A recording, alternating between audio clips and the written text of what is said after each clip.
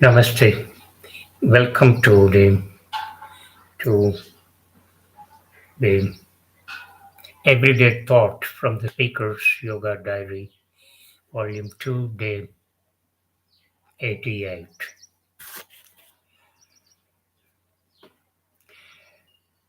Dear listeners, in the previous video, number 87, the speaker has talked about three cardinal virtues that emanate from the awareness that you need not cultivate any virtues deliberately or intentionally or purposefully, but the virtues will spring from that state of awareness when you touch it consciously and live in it moment to moment.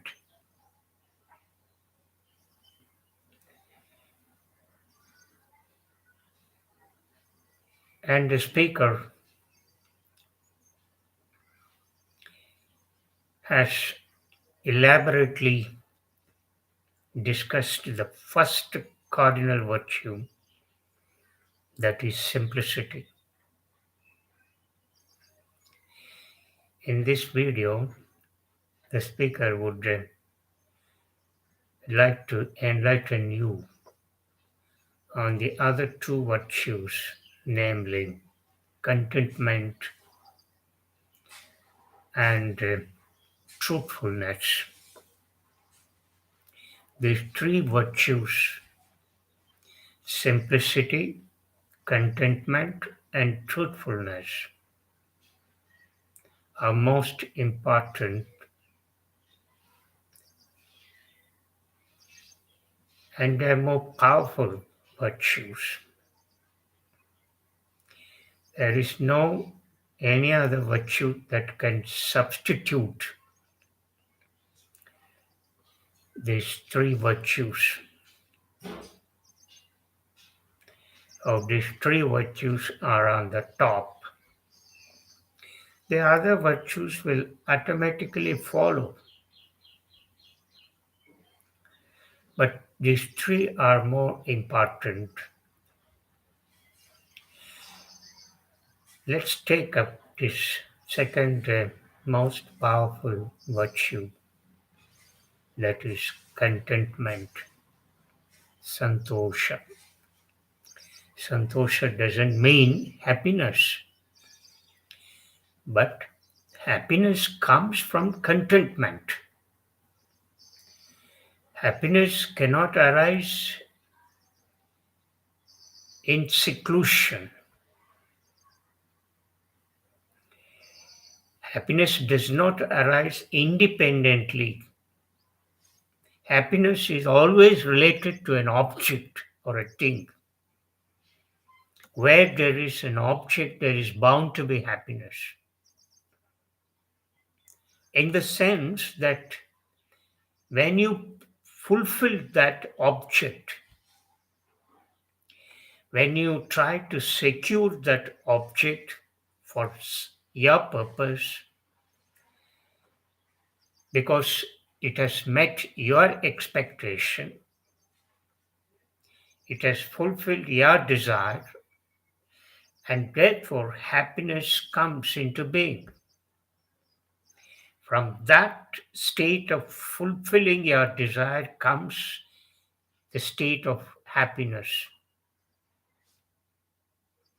I hope the listeners have understood this particular point. Happiness is always related to an object.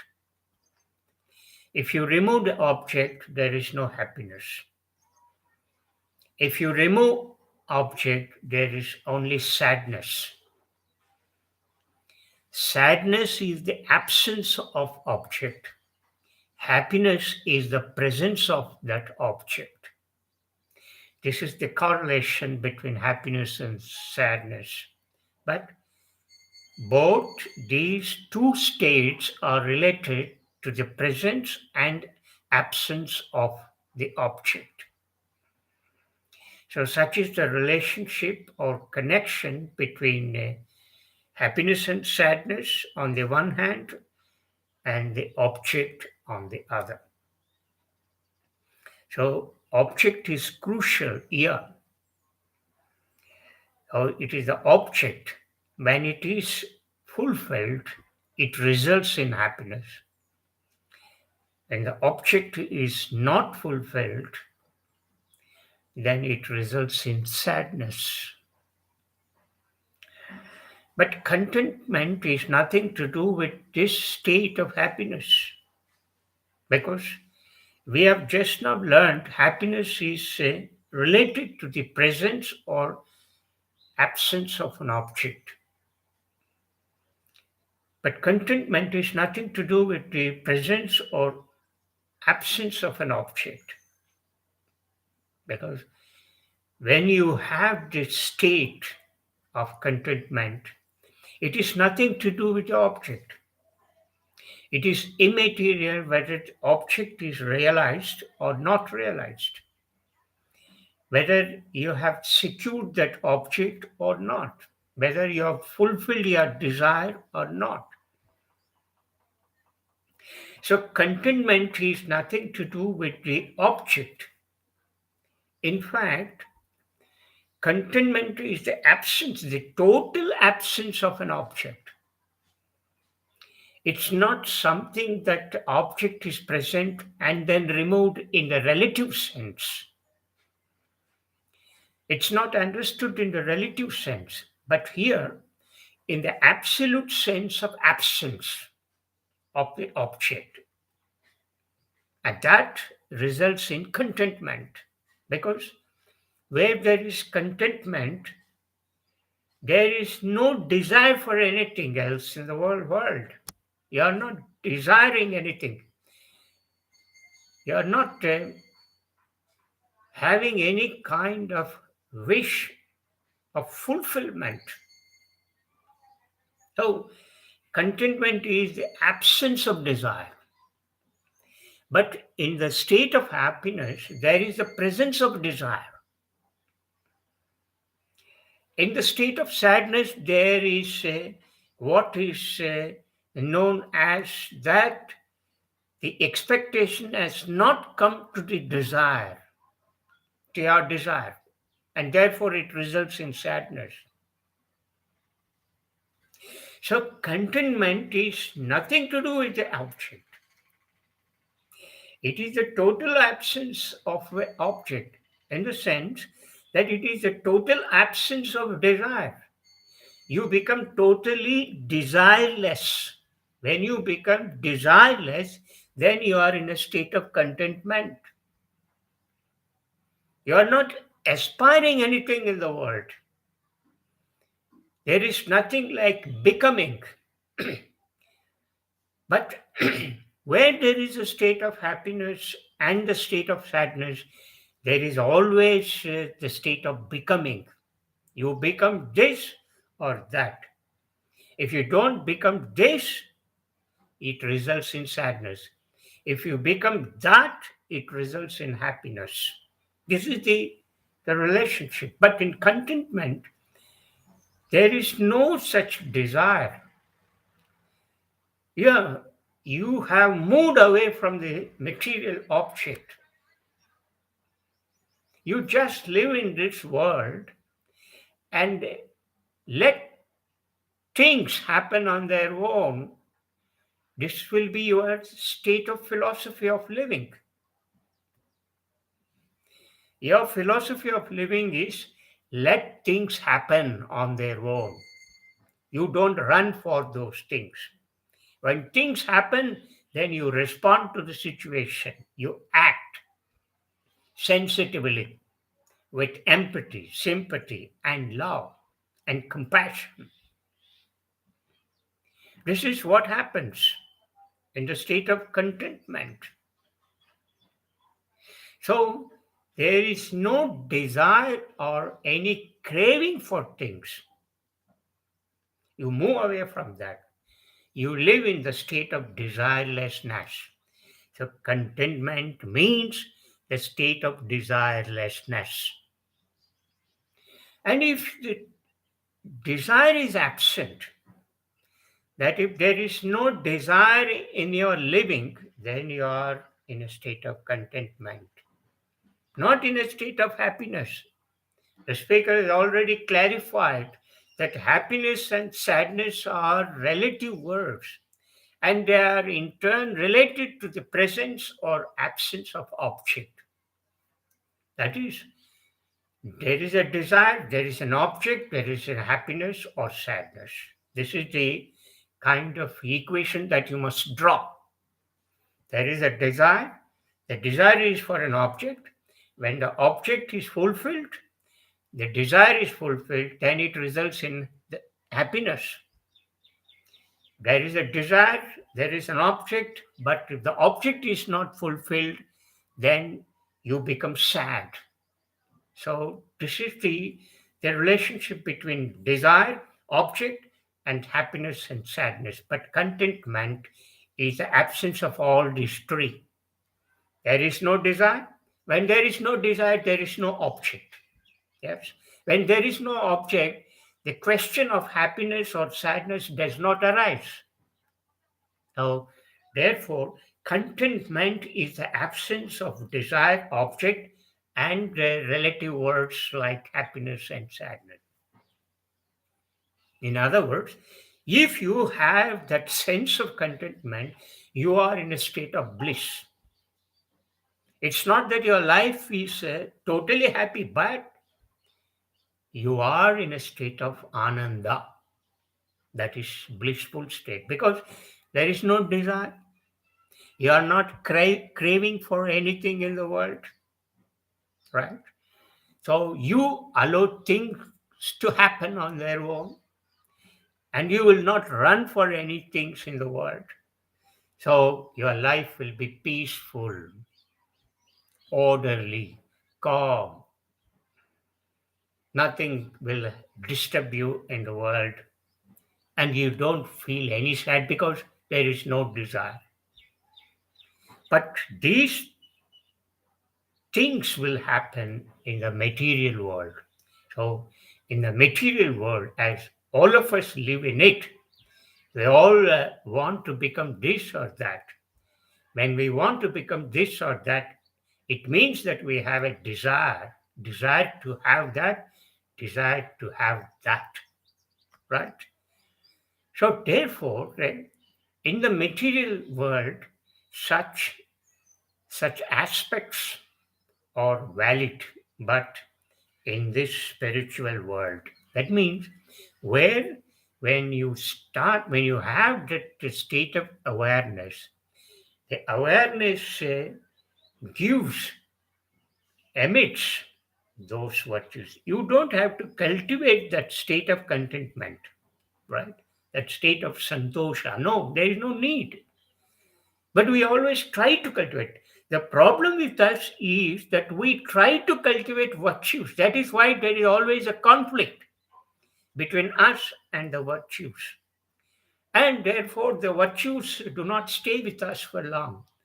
As the speaker has already stated in one of his videos, that where there is a self interest, then these virtues will be sacrificed. They go to the wind. You abandon those virtues because your self interest is given more priority by you, and therefore you do not adhere to the virtues because those virtues have been cultivated by you, they have been imposed on you, and you are forcibly practicing those virtues in your life out of some compulsion in life, out of some necessity. Therefore, where there is self-interest involved, then such virtues practiced, cultivated, will not stay with you. You abandon those virtues and you give priority to your self-interest. That is how the self interest will take an upper hand over the principles or virtues. But here, such a thing will not arise because these three cardinal virtues, namely simplicity, contentment, and truthfulness, arise out of the state of awareness. When you have that state of awareness, these virtues will emanate, will bloom in you automatically without your being conscious of such virtues are getting bloomed within you. So, contentment in this video, the speaker is talking about the contentment, and contentment is a state of desirelessness. It has nothing to do with the state of happiness or sadness, as the speaker has already clarified in the beginning that the state of happiness and the state of sadness are related to the presence or absence of objects. So they are in a way related to the desire. Desire is always there, but fulfillment is a matter um of the circumstances in which that you pursue that desire. So therefore, the desire will always be there. But the object, when it is not obtained, then it results in sadness. So, contentment is that state of mind where you will not anything in your life, any desire in your life. You are totally happy. You are happy with whatever that is given by nature, Prakriti. You take it as a as a boon, right? As a gift, as a divine gift, as something nature's gift. And nature will not abandon you. Remember, uh, such people who are conscious of that state of awareness, in whom the state of awareness is manifesting more and more, the Prakriti will not abandon such people. The Prakriti will meet all the needs, not desire, all the needs of such people who live in that state. So there is nothing like craving for anything in the world.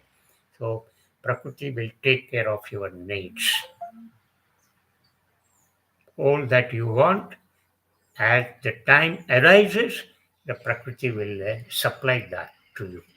So there is no need to worry. All that is required is you need to live in that state. That is what Prakriti demands. And when this happens, there is a perfect balance between you and nature, Prakriti. So you become the Prakriti and Prakriti becomes you. So there is no need for any anxiety, fear, or any kind of restlessness. Your life will be smooth, happy, totally happy, not happy in the relative sense, but totally happy in the absolute sense the speaker is talking about. So that is what is known as contentment. So let's meet in the next video to know more about the third most important cardinal virtue, that is truthfulness. Namaste. Thank you very much.